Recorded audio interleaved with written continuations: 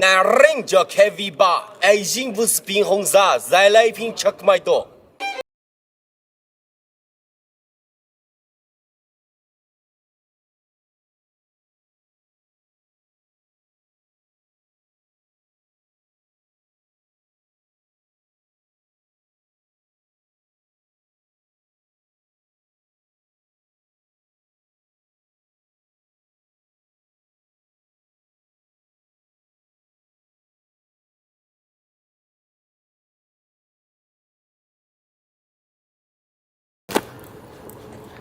摆在大家的眼前，这是一台 CT5V Blackwing。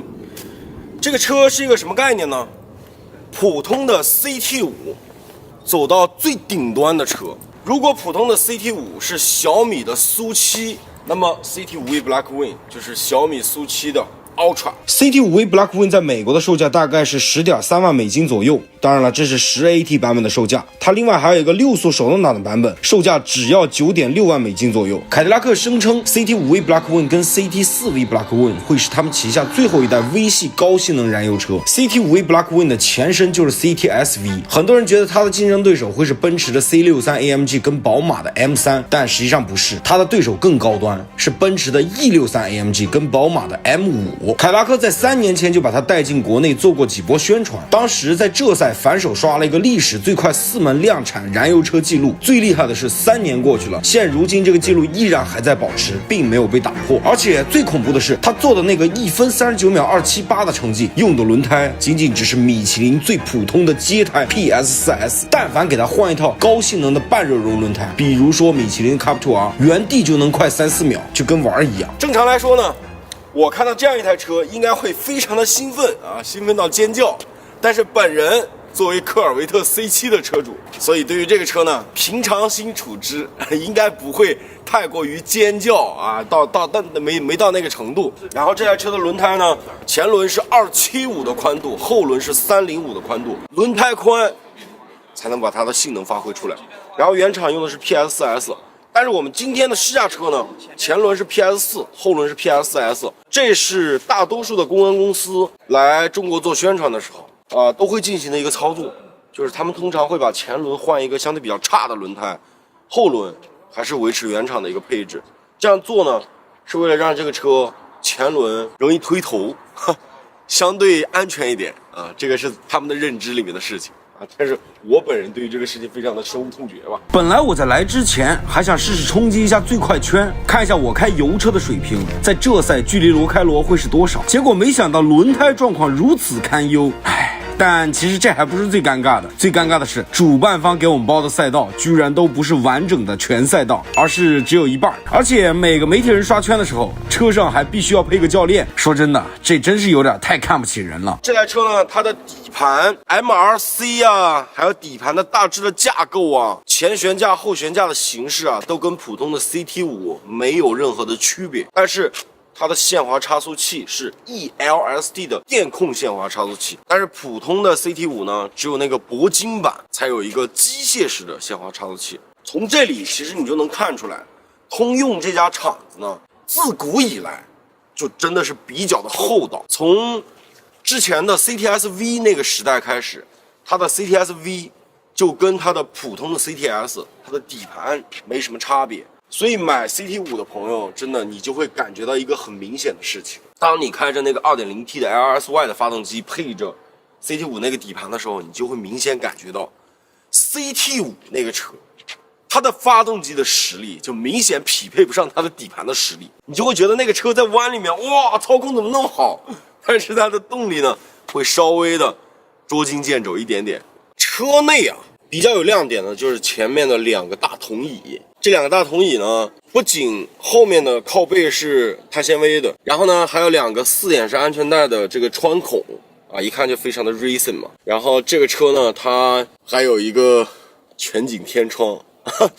这个老美坐车是真有意思啊，这么性能的一个车给它做一个全景天窗，可能是为了方便在赛道日的时候打开天窗，向他的对手伸出一些比较友好的手势吧。然后这台车呢，它的方向盘上面左右两边也各有一个按钮，一个旋钮，这边呢是一个 V 按钮，摁完了之后就是它的最强模式。这边呢有一个旋钮，你可以给它旋到 Race 2，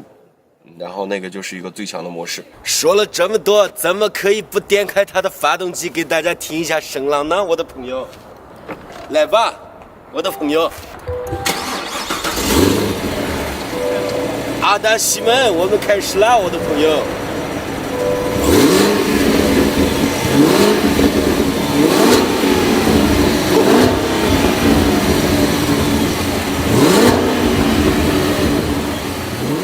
那 OK， 我们废话不多说，直接上赛道体验吧。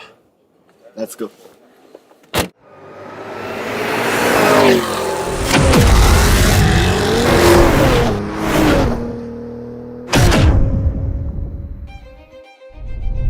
这个方向盘的握感非常的好，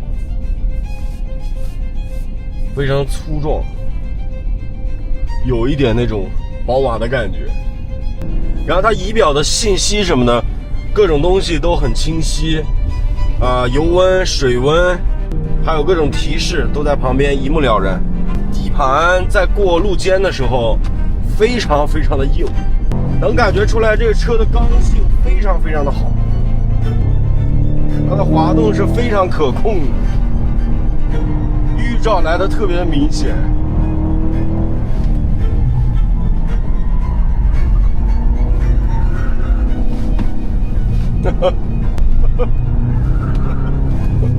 非常可控，哇哦！它整个动力来的太突然了，我跟你说。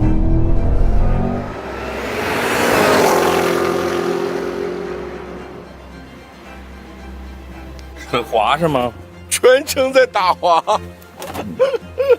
哎呦！另外，我还要再补充几个刚才我在车里面激烈驾驶的时候忘了说的一些观点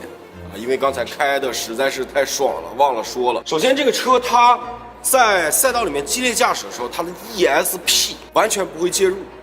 就是至少你是感觉不到它的介入的。第二点呢，就是它的变速箱非常的聪明。刚才我开这个车的时候，全程都是用的自动挡，但是一重刹它就会自己梆梆梆梆，然后降到你想要的档位。然后你在山上走的时候，它也会一直咬在那个高转速区间，让你的动力时刻都能以一个最大的马力往外再输出，完全有别于以往我们对于美系车变速箱的这个固有的认知。它的变速箱叫10L90，普通的 CT5上面那个也是10AT 啊，但是那个是10L60，跟这个变速箱还是有点不太一样。这个车的发动机非常值得讲，代号叫 LT4 6.2的大激增大 V8， 最大马力677匹，最大扭矩是893牛米。它是最典型的老美的美式大 V8， 因为它是顶杆机，也就是抵制凸轮轴的发动机。不但重量轻、体积小，而且它的低扭还大。同时，它还有一个非常非常致命的优点，就是便宜。因为它的 SUV、皮卡，还有那种大货车都用这种 V8， 所以它大批量的生产。因此呢，它均摊到每台发动机上的成本就很便宜。所以说是美国人实现了大 V8 自由，它跟欧洲那些非常贵族的 V8 是完全不一样的。简单来说，美国的 V8 就是肯德基、麦当劳，但是欧洲的那些 V8， 它是鱼子酱，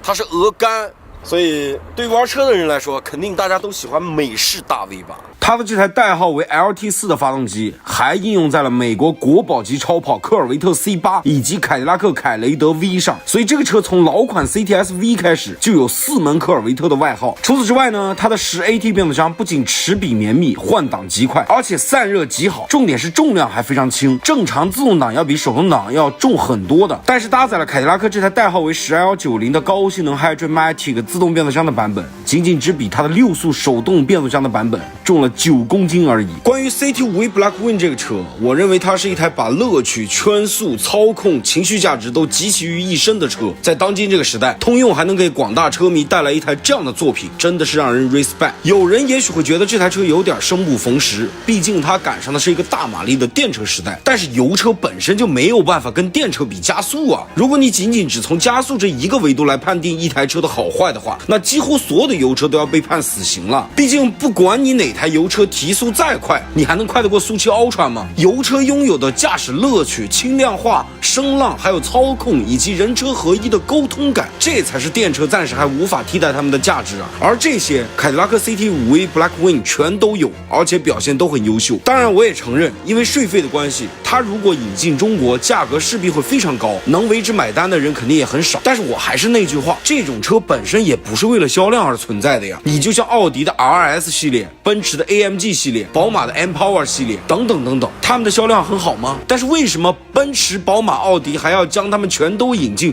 并且乐此不疲呢？因为他们能拔高整个品牌的逼格跟调性啊。有了这些有灵魂的作品，才能让品牌更有凝聚力、更有吸引力，也才能更加拉动走量车型的销量啊。所以我真的还是非常期盼通用能把它引进来，真的别纠结了。那 OK， 本期的堂主聊车就到这里结束了。那我是堂主，我们下期再见，拜拜。